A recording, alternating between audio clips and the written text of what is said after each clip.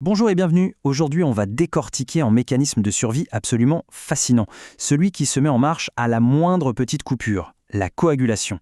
Vous allez voir, c'est une cascade de réactions d'une précision chirurgicale qui nous protège à chaque instant. On s'est tous déjà posé la question, n'est-ce pas?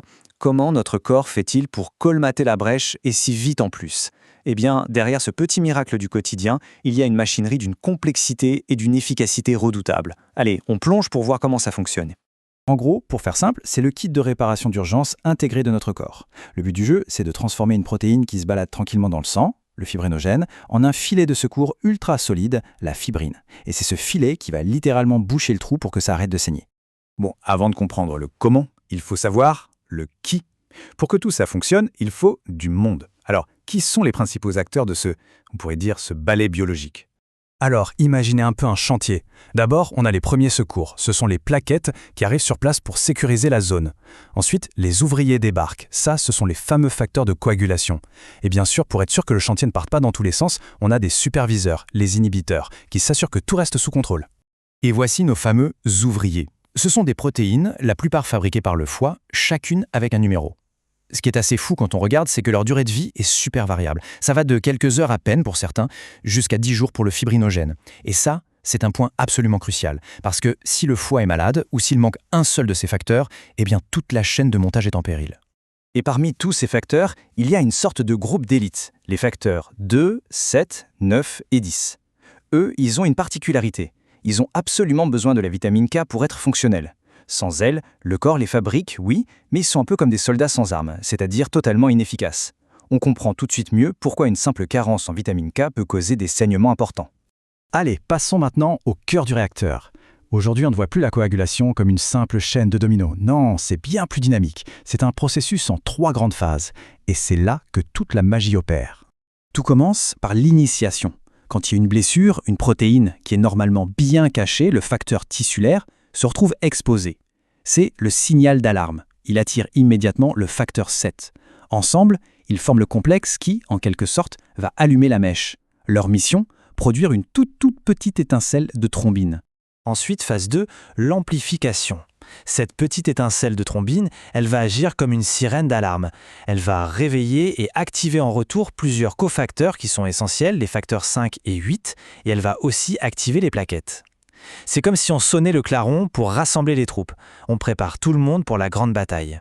Et enfin, la propagation. Et là, attention, c'est là que tout s'emballe. Sur la surface des plaquettes qui sont maintenant prêtes au combat, les facteurs s'assemblent pour déclencher une production, mais massive de thrombine. On appelle ça l'explosion thrombinique. Et cette vague de thrombine va transformer quasi instantanément tout le fibrinogène qui passe par là en un filet de fibrine ultra dense et solide.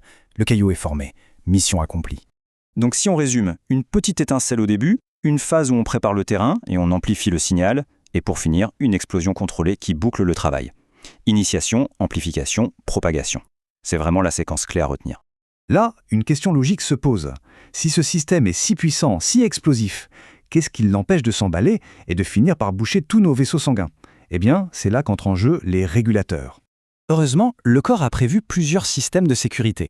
On a l'antithrombine, qui est un peu le garde du corps personnel de la thrombine. Le système protéine C et S, lui, s'attaque très spécifiquement aux superaccélérateurs VA et 8A. Et enfin, le TFPI, qui vient carrément couper le contact à la source en bloquant le complexe qui a tout démarré. Ce qui est formidable dans ce système, c'est sa précision. Chaque inhibiteur a une cible bien définie. L'antithrombine, elle neutralise la thrombine et le facteur XA. La protéine C s'occupe de désactiver les cofacteurs. Et le TFPI, lui, agit vraiment à la source pour bloquer l'étincelle initiale.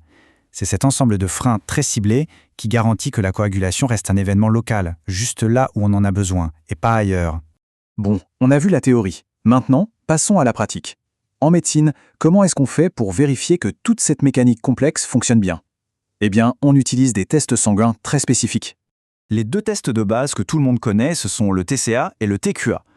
Historiquement, on décrivait la coagulation avec 2 voies de départ. La voie extrinsèque, celle déclenchée par le fameux facteur tissulaire dont on a parlé, et une autre, la voie intrinsèque. Eh bien, ces tests ont été conçus pour explorer spécifiquement ces différentes branches de la cascade, pour s'assurer que tous les rouages tournent comme il faut. Regardons-les de plus près. Le TCA, ou temps de céphaline activé, il prend normalement entre 30 et 40 secondes. Il est essentiel pour surveiller les traitements à l'héparine. De l'autre côté, le TQ, ou temps de quick, est plus rapide, autour de 12 secondes, et c'est l'outil de référence pour suivre les patients qui sont sous anticoagulants oraux, comme les antivitamines K. D'ailleurs, pour le TQ, on ne parle pas juste en secondes. On utilise très souvent une valeur qu'on appelle l'INR.